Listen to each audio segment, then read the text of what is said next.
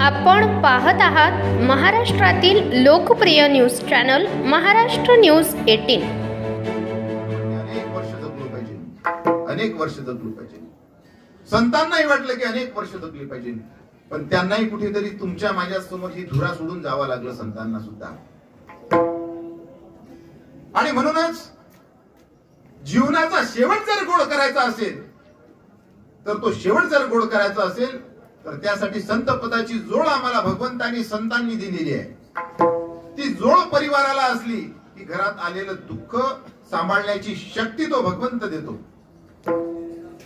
आज या परिवारावर स्वर्गीय शिवशंकर काका जवंजाळ ज्यांनी 9 तारखेला जगाचा निरोप घेतला, आपल्या आयुष्याची संध्याकाळ केली। या परिवारातले शिवशंकर काका आधी मुख्याध्यापक होते, जवंजाळ परिवाराचे हेडमास्टर होते। आता याच्यानंतर या परिवारातले हेडमास्टर राजेश दादा जवंजाळ आहेत। राजेश दादा तुमची पदवी वाढून गेले बाबा। जेव्हा बाप घरातून जात असतात ना, तेव्हा लेकरांना मोठं करून जात असतात म्हणतात।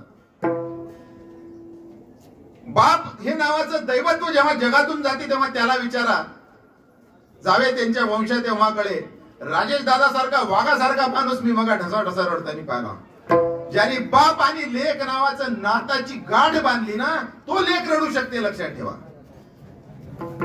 अनेकांच्या दुःखात हा माणूस राजेश दादा दुसऱ्याला धीर देण्यासाठी जाणारा माणूस, पण आज बाप नावाचं छत्र डोक्यावरच गेलं याचं भान त्यांना झालं आणि कुठेतरी म्हणत होते, दादा पाहून घेऊ काय होते। तर हे म्हणणार आता माझ्या मागे कोणी नाही, खरी गोष्ट आहे। बाप नावाचं दैवत दरवाज्यात खुर्ची टाकून जरी बसलेलं असलं, खूप मोठा आधार आहे। तो गेल्यानंतर आम्हाला समजते। आणि म्हणून जोपर्यंत जिवंत बाप नावाचं दैवत आपल्या घरात आहे ना, त्याला जपण्याची तयारी ठेवा।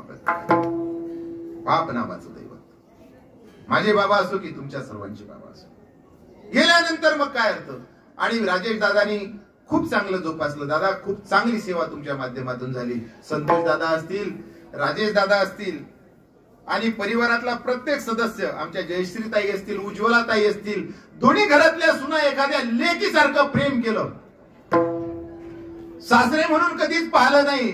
आदरणीय शिवशंकर काकांना बापाच्या नात्यात पाहिलं। एक बाप माहेरात सोडला, दुसरा बाप अळसण्यात भेटला त्यांना जवंजाळ परिवारात। आणि आमच्या वर्षाताई, राजेश दादा आणि संतोष दादाच्या भगिनी यांचं सुद्धा तेवढंच प्रेम बाबांना लाभलं। कारण आता सध्याची परिस्थिती जगातली अशी आहे, आई वडिलांवर प्रेम करणारे लेकरच फार कमी झाले। माय बापांनी लेकरं शिकवण्यासाठी हाडाचे काढ केले, आयुष्याची संध्याकाळ केली।